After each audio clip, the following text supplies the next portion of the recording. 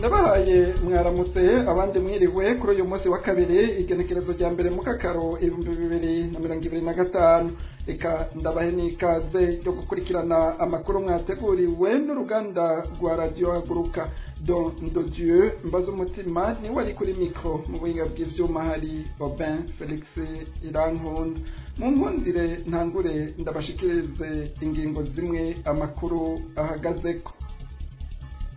Uburundi bwahimbaje imyaka 63 iheze buronse intahe yo kwikukira.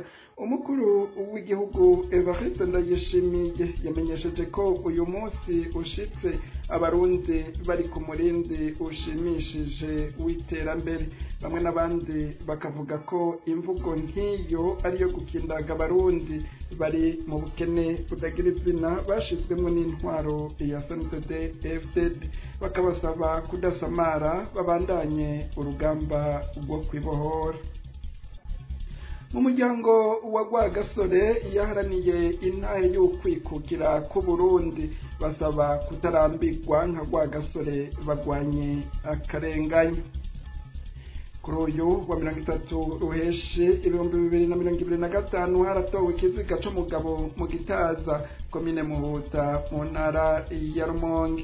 Abanyagihugu bo mu Gitaza ngo nta kizova mu matohoza biteze babwiwe kwagiye gukogwa ngo hamenyekane umuco kubijanye n'ubwo rupfu. Hari n'ayandi mu kanya n'inkuru imwe mu buryo burambuye. Ndasubiye kubaramutsa. Abarundi ngo bari ku murindi w'iterambere ushimishije naho hakiri byinshi bikibuze. Ivyo biri mu ijambo ryaraye rishikirijwe n'umukuru w'igihugu c'u Burundi Evariste Ndayishimiye rijanye n'isabukuru igira iya 63 Uburundi buronse intahe yo kwikukira ihurirana n'uyu wa mbere mu kakaro umwaka wa 2025 mu gihe Perezida Ndayishimiye yemeza ko inzara yagwanijwe bikomeye. Abarundi benshi ngo bakaba bariko bariyubakira uburaro bwiza. Bamwe n'abandi babona ko iyo mvugo ari iyo kubakora mu nkovu ngo kuko intwaro ya CNDD-FDD yashize abarundi mu bukene butagira izina kugira baronke ico bafungura bikaba ari gikorwa kitoroshe. Amajambo mwenayo ngo ntawe yobagisamaza. Abarundi ngo babandanye urugamba rwo kwibohora, ubutegetsi bukibandanya kubahonyora ku gakanu naho bitwa ngo bari kukiye. Inkuru twateguriwe na Aline Munezero. Uru munsi wa kabiri igenekerezo rya mbere mu kakaro y'imyaka 63 yarumanye Uburundi buronse ntayo kwikukira yaharaniwe n'umuganwa atari umugani Rudoviko Rwagasore. Mu ijambo ryaraye rishikirijwe n'umukuru w'igihugu c'u Burundi Evariste Ndayishimiye rijanye n'uyu munsi yavuze ko abarundi bari ku murindi w'iterambere ushimishije. Inzarango yaragwanijwe bikomeye, abarundi benshi ngo bariko bariyubakira uburaro bwiza. Ku bwa Perezida Evariste Ndayishimiye abarundi ngo bategerezwa kumenya ko ari ukujya ivyo babiriye akuya bakiteza imbere ataho babanje gutega amaboko. Kugira uvuge ko wikukiye no kuba wiga ukigaburira. Ukwikukiranya kuri nukumenya kwibako utase gukorana n'abandi. Ukamenya kutegerezwa kujya ivyo biriye akuya ukiteza imbere ataho banje kwazambira. Ariho kandi ntubenya mwigendako kuko kuboko kumwe kuri yaga ni kwimara ubugi kandi tubiri tuvurana ubupfu. Nta utabibona ko twagwanije inzara ku rugero rushimishije. Nta utabona ko abarundi batanguye kwibakira aho baba heza. Ivyo tubuze navyo turazi ko atavuka rimwe wace yuzura ingoma. Turavye imyaka twacerewe tukaraba imyaka tumaze twikubisa gashi umurindi turiko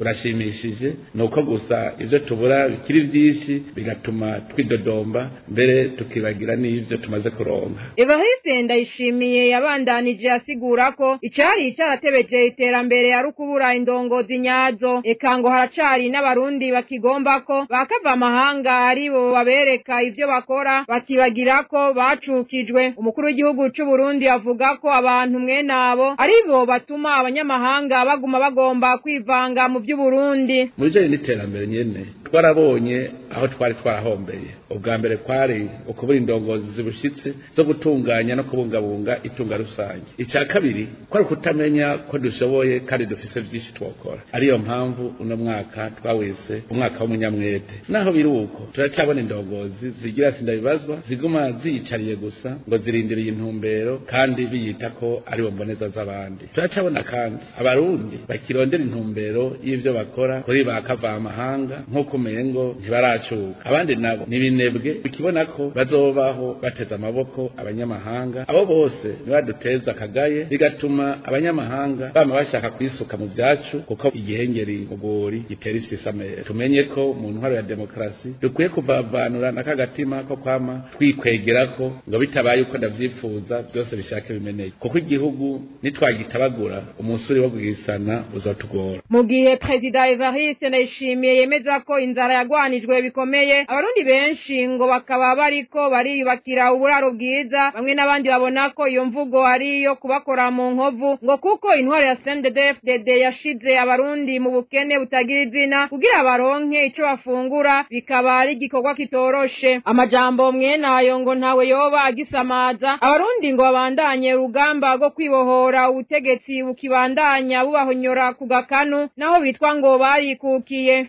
Urakenuye Aline Munezero kuri iyo nkuru. Mu muryango w'umuganwa Atanumugani Rudoviko Rwagasore yaharaniye intahe yo kwikukira ku Burundi bugira ijambo mu makungu. Bavuga ko Rwagasore yari umuntu yaraciye bugufi yarangwa no guhuza n'abandi. Uko guca bugufi ngo niko kwamutumye ahaguruka agwanya akarenganyo kariko gakorerwa abarundi. Muri uwo muryango babwira abarundi gufatira akarorero kuri Rwagasore bareke kurambirwa bagwanye akarenganyo kari mu gihugu cabo. Kurikira Aline Ndenzako umwuzukuru w'umwami Mwambutsa Bangericenge Rubangisha Miheto ari nawe se wa Louis Rudoviko Rwagasore. Amajwi tuyakesha iradiyo Igicaniro mu kiganiro kw'iriba cyo kuwa 16 Ruheshi 2025. Mu majambo make icambere no babwira je urumva navutse mu 1961 ni kuvuga ko Rwagasore yapfuye je ndi umwana muto cane ariko urumva ko nari umwana afise nk'umwaka umwe nari mfise umwaka umwe n'igice mbere. Uko namumenye jewe namumenye biciye mu muryango kuri nyogokuru ariwe yari nyina wiwe wewe twagumye tubana no kuri mama yari mushiki wiwe n'abandi twabana twumva ivyo bavuga hirya no hino. Kuba rero mu muryango nk'uyo barabuze umuntu nk'uyo uwo muntu ntagenda ngo ahere. Hama hariho ikintu mwumva neza ko hari ikintu gikomeye mugabo tutabizi neza tukagenda tubimenya uko dukura. Hama kubona nyogokuru ariwe yari nyina wa Rwagasore asa n'uwatureze mbere, ivyo yaduhaye bishobora kuba vyegereye ivyo yahaye umuhungu wiwe. Uko yababaye ahoze bitwereka ubuzima bwiwe bwose ngira yarinze agenda ari ikintu kidashobora kumuva ku mutima mugabo ukuntu yamuvuga twarinze kumenya twebwe nyene uko twomwishiramo uko twobona yigenza muko yabitweretse no mu vyo yahora tubwira. Jewe uko numva yari umuntu urumva aho yavukiye ko ariho natwe twabaturi kuri jewe conzi akarorero nibaza no naramukuye koko si ibintu bakubwira ni ibintu wibwira n'umuntu mbona yari umuntu asanzwe yagendana n'abantu bose umuntu wese muhuye akubwira ko yamumenye akumva uburi urabona ko bimukoze ku mutima ari kubera ico bahuriyeko. Urumva yuko atari umuntu yishima kuko imbere no kumenya ko yari umwana w'umwami twebwe twagiye kubimenya mu nyuma wabona sogokuru nyogokuru ivyo by'ubwami nta n'ivyo twumva ivyo ari ivyo ntavyo twari tuzi mugabo ukuntu abantu babisonera ukabona ko uyu muntu bamye bamusonera abo bahuye wumvise abantu bo mu Buyenzi bagendanye abandi n'ubu sindaheza kumva abantu bagendanye mperuka no kumva umugenzi wiwe amuvuga nk'umugenzi wiwe asanzwe nk'umuntu muba mwariganye mu ishuri mu kabana. Rero nibaza yero umuntu abana n'abandi atigeze n'umusi wa rimwe yitwara ko yo basumba abandi mugabo yakoze co yemera yiyemeje akabona abarundi ikibababaje urumva ko yiyumvise nka cije wahondi ndabona umenga ndashobora kugira ico mpinduye aca afatana n'abandi barakorana gushika aho baronka uko kwikukira ego niwe mu cungu bavuga mugabo nibaza ko ubwo bucungu bwiwe bwavuye ku ukuntu yitwaye mu bandi ukuntu yigenjeje n'ukuntu yahagurutse akavuga ndagwanira abo bandi kuko ico tuzi coco nuko iyo yihorera yari asanzwe ari umwana w'umwami mbere niyo abaho yari guhabwa b'umwami yari gushobora kwinumira akihorera akavuga ati reka tuzoraba uko bigenda jewe nigumire ngaha hama ngume mbuwo mwami nyene abantu bakunda ko nibaza ko n'abantu batamwanka mu bisanzwe ariko we wacagura kurwanya akarengane ayo macakubiri bariko barabiba mu gihugu arahaguruka aravuga ati nukuri jewe ndabivuze ndabona ko vyogira akamaro niko karorero gakuru mbona nagumye niga nabanzi wama wumva utegerezwa gukora ico wibaza ko ari ico ako ni ikintu mbona umenga yuzi ko ari ico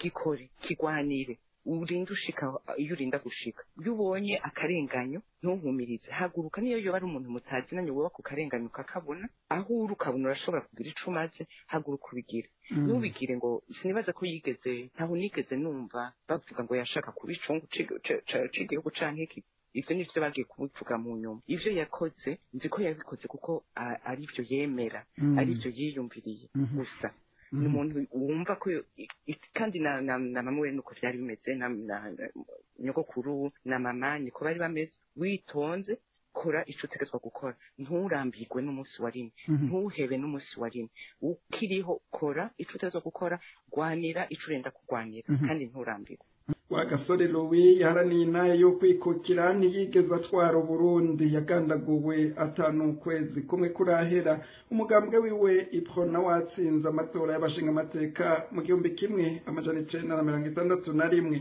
mu gihe inaye yo kwikukira yatangajwe kuwa mbere mu Kakaro mu 1962 Uburundi bukaba bwikukiye butwagwa na se wa Rwagasore umwami Mwambutsa Bangiricenge bamwe mu gwaruka bamaze kumenya ivyabaye ku muganwa wa Rwagasore yaraniye intahe yo kwikukira ariko ntiyatwara basaba abarundi kuja hamwe umwe wese atitaye ku guharanira icicaro nka Rwagasore bikure ko abakoroni babonetse mu gihugu mu ntwaro y'umugambwe CNDD-FDD inkuru na Ninete Nancy Mutoni.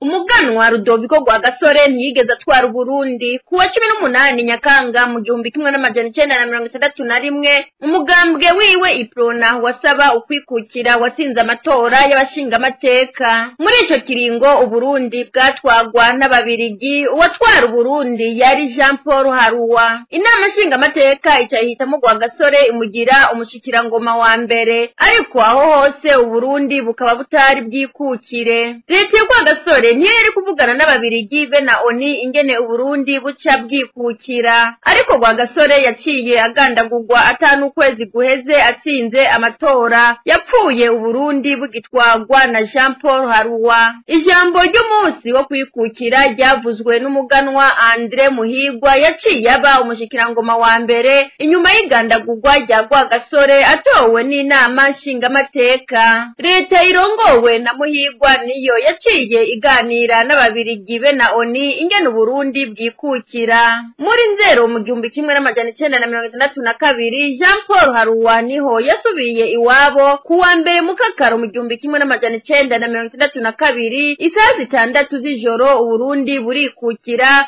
ibendera ry'ububirigi riramanurwa iry'Uburundi riraduga Andre Muhigwa akaba ari we yashikirije ijambo ryo kwikukira yabandanije kuba umushikirangoma wa mbere gushika muri Ruheshi mu 1963 Uburundi bwikukiye mu 1962 burongowe n'umwami Mwambutsa wa kane Bangiricenge aho yatwaye Uburundi gushika kuwa 8 mu Kakaro mu 1966 aho yakombowe n'umuhungu wiwe umuganwa Samuragwa Charles Ndizeye yabaye umwami kw'izina rya Ntare wa gatanu Uburundi bwatanguye kuronka prezida kuigenekerezo rya 28 Munyonyo mu 1966 aho kapitene Michel Micombero yatembagaza umwami Ntare wa gatanu Charles Ndizeye bamwe mu gwaruka bamaze kumenya ivyabaye ku muganwa Rwagasore yaharaniye intahe yo kwikukira ariko ntiyatwara basaba abarundi kuja hamwe umwe wese atitaye ku guharanira icicaro nka Rwagasore bikure ko abakoroni babonetse mu gihugu mu ntwaro y'umugambwe CNDD FDD. Ndagushimiye Ninette Nancy Mutoni kuri iyo nkuru uhejeje kudushikiriza. Mu buhinga bw'ivyuma babanze batumirira amate inyuma y'akanya gato duce dutandukira ayandi twabateguriye. Bitwa ko baraye batowe n'abanyagihugu bo mu mugambwe CNDD FDD basabwa kwifatanya n'abandi barundi bakureho burundu ubutegetsi bwa CNDD FDD. Ubwo butegetsi bubandanije abarundi ngo baracagowe baracariko bishikirizwa n'abahoze mu mugambwe CNDD FDD bo mu ntara yagutse ya Bujumbura, umwe muri bo mu Mutegabiri. Tukatera kamo aba bantu bitwa ko batowe ngo bagiye guserukira abanyagihugu mu murango wa CNDD babashinga amateka. Umurundi yaravuze ngo so akwanka akoraga ivyamunaniye. Mumenye yuko CNDD yikwira baragize abananiye. Aya maraso y'abarundi barameneka. Izi nduru zirwa ziravuga bayogora kubera gutwarwa nabi. Mumenye yuko bizobaharurwako niyo mutasha ubwenge ngo mubone iyo muri ko murajana igihugu muheze mwikangure mufatanye n'abandi barundi bose babona ko igihugu camaze gukorokera mu manga mwari ngene mushobora kukirogora. Amaraso y'abarundi azobaharurwako. Icyari gihari twebwe tubona nk'abahoze murango CNDD nuko umurango CNDD wovaho burundu n'ivyabo vyose ukagenda amazina yongo niho Burundi bworonka amahoro. Nawe ukiriho hakiri aya mashami yabo asha turacagowe tukiriko. Abarundi bo mutima cyane cyane abanyamadini nabo basabwa kwitandukanya n'intwaro ya CNDD FDD ngo kuko Imana basenga iratandukanye n'izisengwa n'ubwo butegetsi. Abarundi ngo nibikangure biyambure ubutegetsi bwa Jogora duhure. Reka dusabe abarundi b'umutima bagifise ibanga ry'igihugu kutifatanya n'aba CNDD FDD nibitandukanye nabo guhera ku ndongozi z'amadini na cane cane bareke kwifatanya nabo kuko Imana basenga ni izindi Mana atari y'Amana umuremyi w'isi n'ijuru, atari y'Amana data kumwe yatanga umwana wayo. Barafise izindi Mana ariko barasenga bakazibakoranirizamwo bakemera kuko nta Mana y'ukuri ibesha, nta Mana y'ukuri irenganya, nta Mana y'ukuri iguma ituma abantu kwizingira ku butegetsi ntibemera amahiganwa. Ibiro bigateye isoni bateye n'akamaro amazi. Abarundi nibitangure baheze biyambure ubu butegetsi bwa Jogora duhure.